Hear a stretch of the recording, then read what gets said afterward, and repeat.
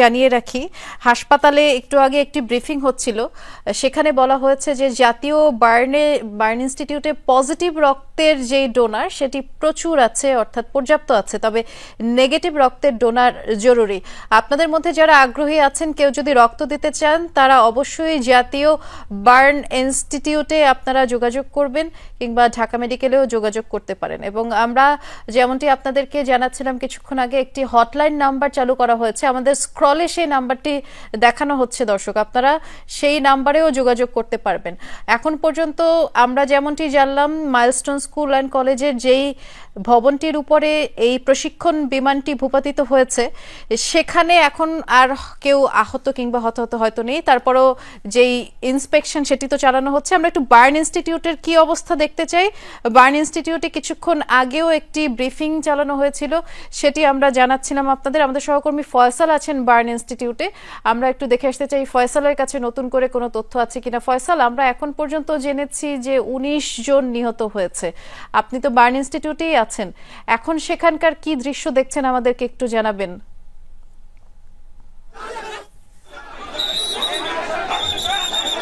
বৃষ্টি এখানে এখন এখানে মাত্রই জামায়াতের আমির ডাক্তার শফিকুর রহমান এখানে এসেছেন এবং তিনি মাত্রই জাতীয় বার্ন ইনস্টিটিউটে প্রবেশ করেছেন। এখানকার সার্বিক চিত্র কি বা হতাহতের বিষয়ে জানার জন্য বা তাদেরকে দেখাশোনার জন্য মূলত এখানে এসেছেন। তবে এখানকার পরিস্থিতি যদি বলি, এখানে কিন্তু এখন পর্যন্ত আমরা দেখছি কিছুক্ষণ পরপরই আহতদেরকে নিয়ে আসা হচ্ছে, অর্থাৎ উত্তরার যে বিমান দুর্ঘটনা ঘটছে সেখানে যে সকল শিক্ষার্থীরা রয়েছেন বা যারা আহত হয়েছেন তাদেরকে কিন্তু এই জাতীয় বার্ন ইনস্টিটিউটে নিয়ে আসা হয়েছে। এখন পর্যন্ত আমরা হসপিটালের সূত্রে যেমনটা জানতে পেরেছি, প্রায় 71 জন আহত রোগীকে এখানে নিয়ে আসা হয়েছে, যাদের মধ্যে 48 জনের অবস্থা খুবই আশঙ্কাজনক এবং তাদেরকে নিবিড় পরিচর্যায় রাখা হয়েছে। এর পাশাপাশি জাতীয় বার্ন ইনস্টিটিউটে একজন শিক্ষার্থী ছাত্র মারা গেছেন। এর পাশাপাশি ঢাকা মেডিকেলের যে বার্ন ইনস্টিটিউট রয়েছে সেখানেও কিন্তু একজন শিক্ষার্থী মারা গেছেন, জোবায়ের নামজাদ, যিনি উত্তরা মাইলস্টোন স্কুলের 3য় শ্রেণীর শিক্ষার্থী ছিলেন। তবে উত্তরার মতো কিন্তু যদি বলি, জাতীয় বার্ন ইনস্টিটিউটের এই জায়গাটিতেও আমরা দেখছি উৎসুক মানুষের ভিড় রয়েছেন। এখানে কিন্তু আমরা দেখছি বিভিন্ন স্তরের শ্রেণী পেশার মানুষ, বিশেষ করে শিক্ষার্থীরা কিন্তু পুরো হসপিটালের সামনে জুড়েই কিন্তু আসলে সকলেই চেষ্টা করছেন নানাভাবে যেভাবেই পারছেন সহযোগিতা করার জন্য। রক্তদান, এখানে যে সকল রোগীকে ভর্তি করা হয়েছে তাদের রক্তের প্রয়োজন হলে তারা কিন্তু সেই রক্তের ব্যবস্থা করার চেষ্টা করছেন এবং তারা কিন্তু প্রত্যেকেই আসলে যে রক্তের প্রয়োজন সেটি কিন্তু তারা বাইরে দাঁড়িয়ে চিৎকার করে যারা উপস্থিত রয়েছেন তাদের কাছে আসলে পৌঁছে দেওয়ার চেষ্টা করছেন। ভেতরে যে সকল রক্তের প্রয়োজন তারা কিন্তু এখান থেকে বাইরে থেকে ডোনার কালেক্ট করে কিন্তু তারা হসপিটালে ভেতরে নিয়ে যাচ্ছেন। আমরা দেখেছি যে বিভিন্ন সংগঠনের পক্ষ থেকে, বিভিন্ন সংস্থার পক্ষ থেকে এখানে দায়িত্ব পালন করছেন অনেকেই, রেড ক্রিসেন্ট সোসাইটি, স্কাউটস, এছাড়াও কিন্তু ছাত্রদের বিভিন্ন সংগঠন রয়েছে, তারা কিন্তু বাহিরে রক্তের সংগ্রহ করছেন। বিভিন্ন রক্তের, যেহেতু রোগীদের জন্য কিন্তু প্রচুর পরিমাণ রক্তের প্রয়োজন এই মুহূর্তে, সেজন্যই কিন্তু আসলে সকলেই চেষ্টা করছেন যাতে অতিরিক্ত রক্ত সংগ্রহ করা যায়। সেই জন্য আমরা দেখেছি বাহিরেও কিন্তু রক্ত নেওয়ার বা রক্ত কালেক্ট করার কিন্তু ব্যবস্থা তারা করেছেন এবং বাহিরেই কিন্তু অনেকেই এসে তাদের রক্ত দান করে যাচ্ছেন আহতদের জন্য। তবে এখন পর্যন্ত এখানে এই পরিস্থিতি বিরাজ করছে। এর পাশাপাশি কিছুক্ষণ আগেই কিন্তু এখানে বেশ কয়েকজন উপদেষ্টারা এসেছেন, সেখানে কিন্তু ডক্টর আসিফ নজরুল সহ এবং জ্বালানি ও বিদ্যুৎ উপদেষ্টা ফাউজুল করিম, এছাড়াও আরো কয়েকজন উপদেষ্টা, সৈয়দা রেজওয়ানা হাসান সহ আরো বেশ কয়েকজন উপদেষ্টা এখানে এসেছেন।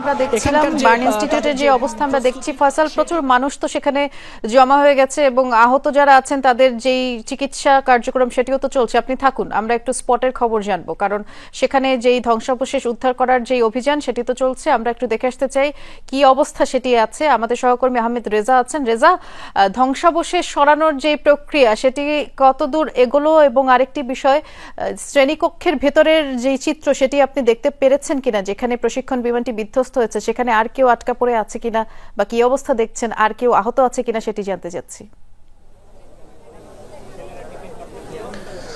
বৃষ্টি একটি সম্ভাবনা রয়েছে। আমি এখানে মূলত স্থানীয়রা যেই যারা প্রশিক্ষণ কার্যক্রমে অংশ নিয়েছিলেন তাদের অনেকের সাথে কথা বলেছি। তারা মূলত দেখছিলেন যে আপনাকে যেভাবে বলছিলাম যে এই হায়দার আলী ভবনটির সম্মুখ ভাগেই কিন্তু সেই যে ভূপতিত বিমানটি সেটি আসলে আঘাত হানে এবং ছুটির সময় হওয়ার ফলে অনেক শিক্ষার্থী বারান্দা এবং সম্মুখ ভাগেই কিন্তু ছিল। ফলে সেখানে তারা এই যে ভূপতিত হয়েছে যে প্রশিক্ষণ বিমানটি সেটি নিচে আটকা পড়ে থাকতে পারেন বলে অনেকেই ধারণা করছেন। এখনও অর্থাৎ বিমানের যে অগ্রভাগ সেটি আসলে এখন পর্যন্ত কিন্তু তোলা হয়নি। অন্ততপক্ষে বেশ গভীরে কিন্তু সেই যে অংশটুকু বিমানের অগ্রভাগটি সেটি আসলে মাটির ভেতরে ঢুকে গিয়েছে এবং সেটিকে এখন এই মুহূর্তে ক্রেন দিয়ে তোলার ব্যবস্থা করা হচ্ছে। মূলত এই মুহূর্তে মাইলস্টোন স্কুল অ্যান্ড কলেজের যে শিক্ষকরা তারা একটি আলাদাভাবে সভা করছেন। তারা আসলে একটি বিবৃতি হয়তো দিবেন এবং একই সাথে সেনাবাহিনী এবং বিমান বাহিনীর পক্ষ থেকে আলাদা যে বিবৃতি দেওয়ার কথা রয়েছে। আপনি জানেন সেখানে আসলে আটকে পড়া এবং শেষ মুহূর্তে সেই ধ্বংসাবশেষের নিচে যদি কেউ থেকে থাকে সেই সংখ্যাটিও হয়তো তারা যুক্ত করতে চাইবেন।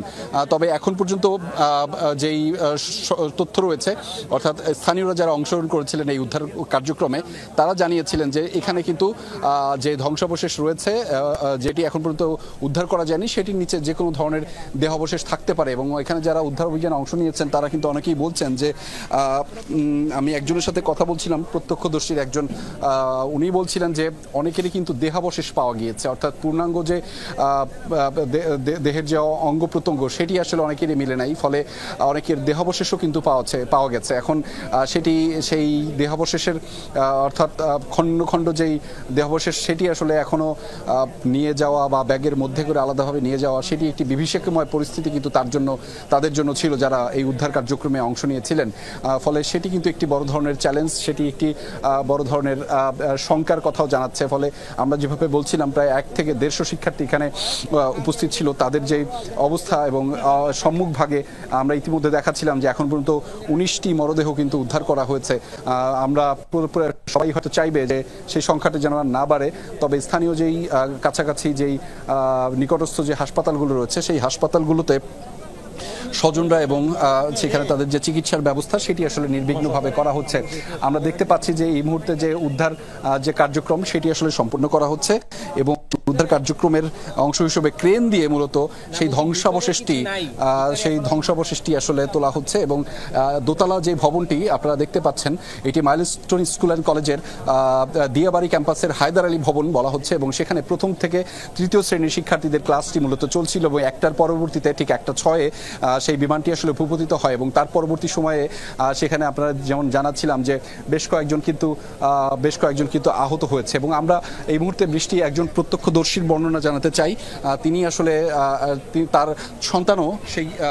সন্তানও কিন্তু সেই এই যে ভবনটি ছিল সেই ভবনে কিন্তু অবস্থান করছিল। আমরা একটু তার কাছ থেকে শুনতে চাই। আপনার সন্তান এখানে ছিল, আপনি দেখেন যে বিমানটি প্রায় ভূপতিত হওয়ার আগেই কিন্তু আগুন লেগেছিল।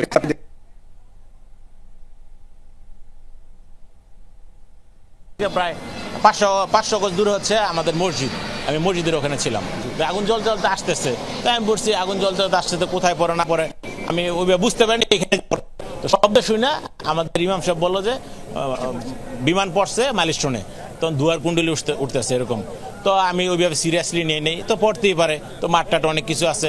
তখন আপনার হচ্ছে 1:15 বাজে, তখন আমার ওয়াইফ আমাকে ফোন দিল যে আপনি কি হাসতে হাসতে ফোন দিচ্ছে আর কি, বলতেছে মাইলস্টোনে কি বিমান পড়ছে, আপনি কি জানেন কিছু? আমি তো শব্দ শুনছি, তুমি যাও। তা যাও, হ্যাঁ আমার সন্তান তো স্কুলে, তখন আমি তো জানি না এই বিল্ডিং এ পড়ছে। তখন আমার ওয়াইফকে বললাম তুমি যাও। তো আমি নামাজের দাঁড়াইছি, এই মুহূর্তে আমার ওয়াইফ ফোন দিচ্ছে, আমি তো ধরতে পারিনি ফোন।